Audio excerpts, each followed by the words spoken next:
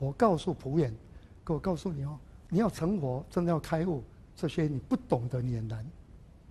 他现在坦白跟仆人讲，仆人啊，仆人就观音菩萨，我告诉你啊，四缘假合，何谓四缘？四缘就是地水火风四个缘假合起来的，那就是我们的身体。这大家知道。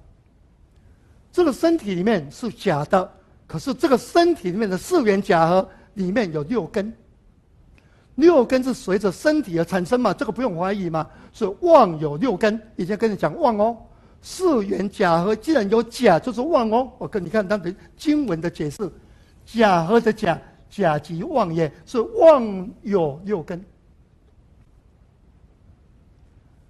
那六根跟四大这两个结合叫中外结合，中就六根，外就是四大假合的身体，合又妄有元气，在这个妄里面会产生元气。什么叫做元气呢？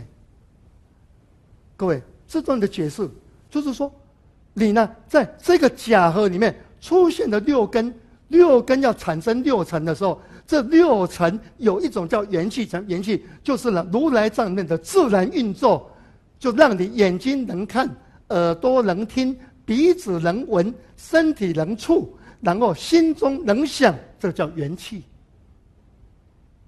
它是怎么来的？就是如来藏的自然运作，这个是人的本能。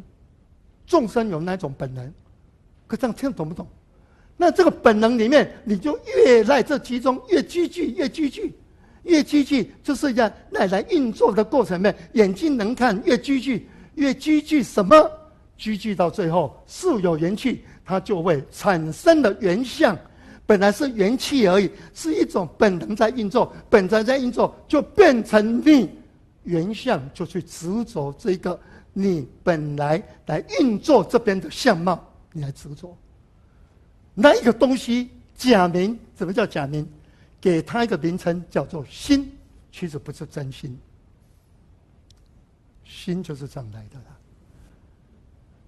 各位，你看佛陀伟大到这个地方，各位说实在的哦，不得不赞叹，说为什么感恩佛陀？他分析的这么清楚。各位，这个不是文字的美而已，这文字的美，如果你是文学家，你不得赞叹。可是各位，我们不从文学的角度，我们从文学里面产生出的意象的意，佛陀竟然把这个意讲得很清楚。那个你们问为什么记得清楚？我怎么会记？我自动头脑怎么记？可是我举起来，这圆觉的事情，既然我知道其意嘛，我就把它形容出来。你回去查，应该都这个字了，不会差了。所以他就讲啊，他讲四缘，你看这个文字多美，四缘假合。妄有六根，六根四大，中外合，妄有元气，于中积聚，一直积聚啊。因为这个习性嘛，因为你在运用的很清楚嘛，自自然然生出来就会啊。为什么会？累劫来的你就会啦。眼睛自然会看啦，耳朵就会听啦，可不需要人家教你啊。小孩子要不要？小孩子你要教他什么？有没有教他啊？这样子就能听哦。你要挤三下眼睛啊，就能看哦。各位，他不用你教，他自己会啊。这个叫做于中积聚。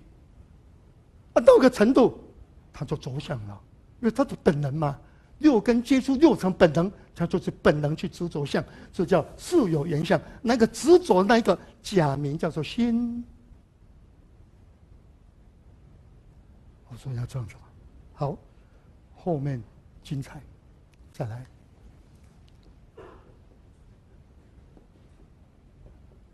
这个心，其实叫虚妄之心。它是假的，这个心是虚妄的心，它会怎么样呢？若无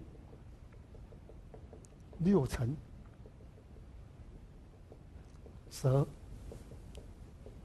不能有原来这样子。各位，原来虚妄那个心如果没有尘的话，它就不会出现。各位。心跟境的关系，没有境就没有心。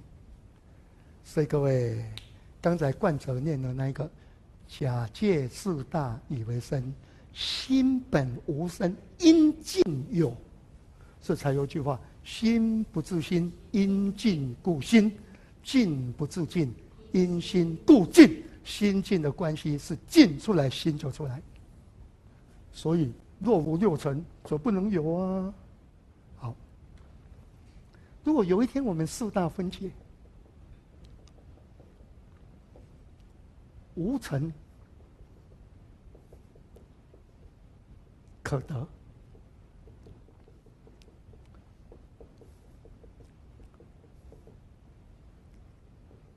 毕竟无有，